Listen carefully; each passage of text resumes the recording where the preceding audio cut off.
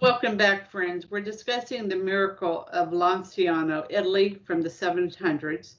We went through the context of how the miracle came about and some of the response of the people of the time. Now let's move was it 1,200 years later. In 1970, a scientific study was performed by Professors Linole, head physician of the United Hospitals of Arezzo, and Bertelli with the University of Siena. The study was performed under the attentive eye of the Archbishop of Lanciano and the Provincial of the Friars Minor Conventual Franciscans, the diocesan chancellor, and assorted other personnel.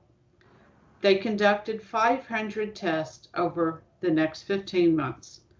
March 4th, 1971, where some of the following conclusions were presented.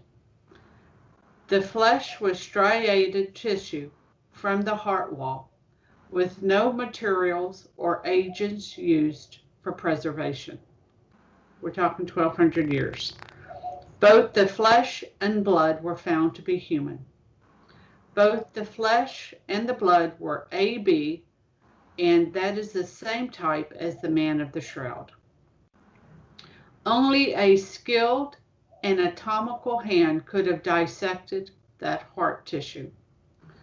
Though the relics were reserved in receptacles, they were not hermetically sealed. Professor Linole noted the blood from a cadaver would have quickly altered due to spoilage and decay. Proteins in the clotted blood were found to be normally fractionated with the same ratio of protein found in normal, fresh blood. The tissue was considered living because it reacted,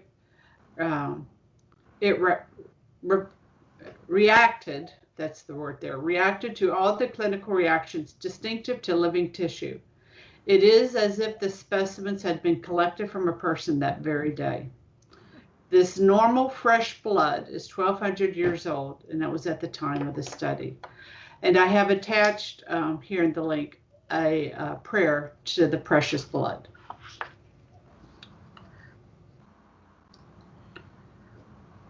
Were you going to read the prayer, or you just are attaching it? I'm just going to attach it. I'm going to attach it. It is beautiful. Really, we should be praying the precious blood prayer over ourselves, over our children. We should be blessing our homes, our property, our cars. The demonic is out. The demonic is enforced. I was on a prayer call with a priest calling to prayer the Anima Christi for President Trump.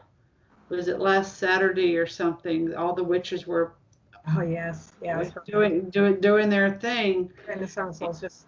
Yeah. Yes, that's it. What a weekend it was, right? I mean, you had the Sacred Heart, the Blessed Heart, the Immaculate Heart, the summer solstice. That was quite a powerhouse spiritual weekend last weekend. Absolutely. That's right. That's right. Yeah. So, I think it's interesting how you were saying that we should be asking for this. I was meditating on that passage in the scriptures, even during Lent.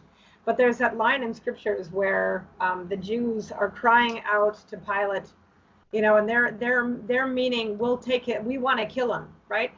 But what is the amazing line that they cry out? Let his blood be upon us and upon our children. And you think even in that, you have to wonder in the ears of a tender, loving God who's, hearing his kids kind of, or a little child who inadvertently says the right thing, right? The parent can kind of chuckle at that little bit of humor when the child, in a fit of pique, is trying to make a bold statement and inadvertently says exactly what needs to be said. And that line is the line that we must cry. Let his blood be on us and on our children. Absolutely. Absolutely. And speaking of bloodlines, two saints in the month of July, Anne and Joachim. Yes. We're going to go and focus in on their heroic future. And so remember, we're talking about the We're talking about Christ as divine. Christ shows us the way, the truth, and the life. He walked that out through his humanity, and all of salvation points to that. The great miracle is the cross and resurrection. All miracles, including Eucharistic miracles, point back to the miracle, as do saints. There's the trajectory of thought. Heroic virtue can also be characterized as a miracle, something beyond nature. During the process of canonization, heroic virtue is considered for proposal to the faithful for emulation. Thomas Aquinas' brilliant analysis of the faith is not why he is first canonized saint, which is fundamental to being a doctor of the church. So in the life, let's say we have someone like Thomas Aquinas, there are three stages in his life, his actual natural life, his canonization, and his doctor. So his canonization precedes that to being a doctor. And his sanctity for canonization was not determined by his brilliant analysis. It was his heroic virtue, and was that worthy of merit. After that was determined, then his writings were analyzed and proposed out for consideration to the church. Saints in every age give to their contemporaries concrete examples of how to live with authentic freedom and a properly formed conscience. And sometimes saints transcend their own time period to become witnesses for future generations. Doctors of the church are one notable category. So that's one of the attributes of being a doctor of the church. You are transcending your place in time. But another category of saints are those directly tied to the incarnation. Saints Anne and Joachim, Our Lady's parents, are an example of transcending their contemporaries, the ancients in the Near East. Their feast day is July 26th in the West and July 25th in the East. So I'll be using sources both from the West and the East during our speculation.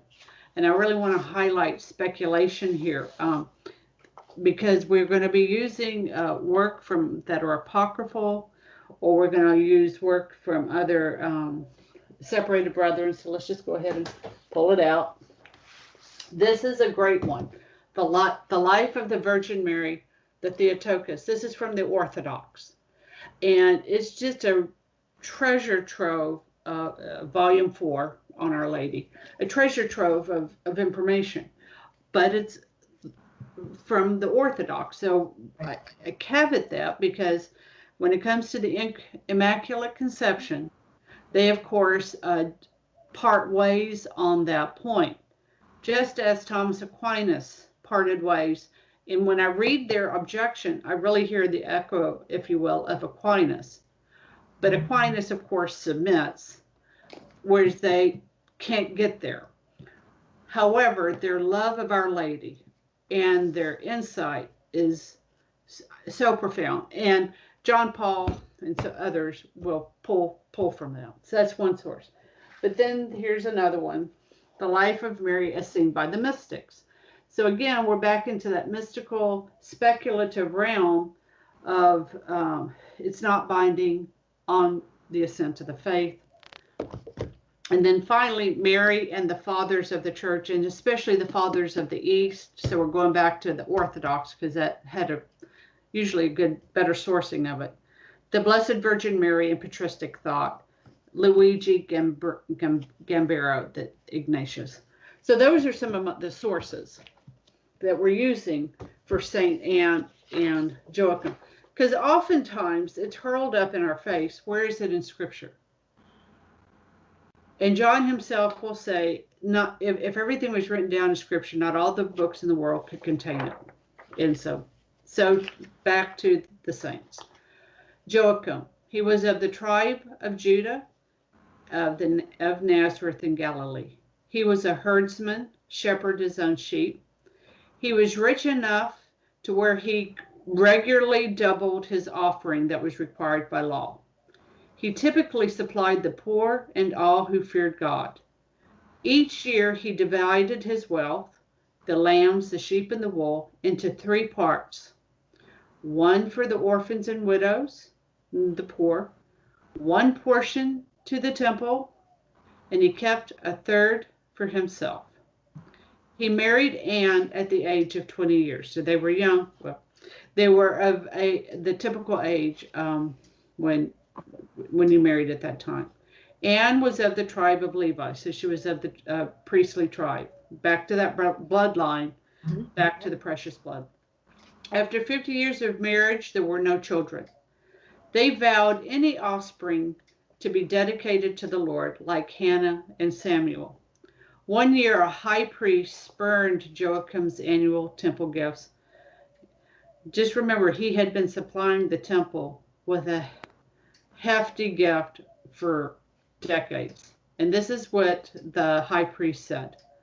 It is not lawful for thee to stand among them that offering sacrifices to God, because God has not blessed thee, so to give thee seed in Israel. Cursed is everyone who has not begot a male or female in Israel. Barrenness was a curse, a source of deep humiliation for both Joachim and Anne.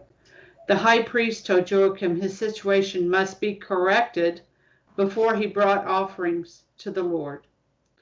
Joachim did not return home after the temple's rebuke, but instead headed with his flocks into the mountains to fast until the Lord looked upon him. Anne too departed the temple, weeping bitterly.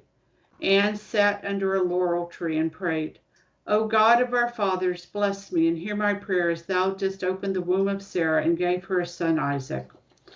While Joachim was alone in the mountains, the archangel Gabriel stood by him, and he said, Fear not, Joachim, nor be disturbed by my appearance. I am the angel of the Lord. You know what? I just saw the time, Sarah.